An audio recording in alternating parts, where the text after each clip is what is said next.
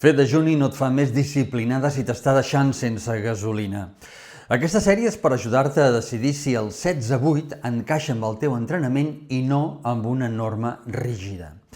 Ves a l'enllaç de la bio, obre WhatsApp i escriu dejuni per rebre la guia gratuïta. El problema apareix quan el dejuni mana més que el cos. Surts a entrenar amb poca energia, arribes al primer àpat amb urgència o retalles tant la finestra d'alimentació que no recuperes. En una dona esportista, el rendiment, la gana, el cicle, el son i la recuperació són pistes. Si totes empitjoren, el dejuni potser no és l'eina adequada ara mateix. Observa 3 senyals: energia durant l'entrenament, gana després i recuperació l'endemà. No és fracàs adaptar l'horari, és criteri.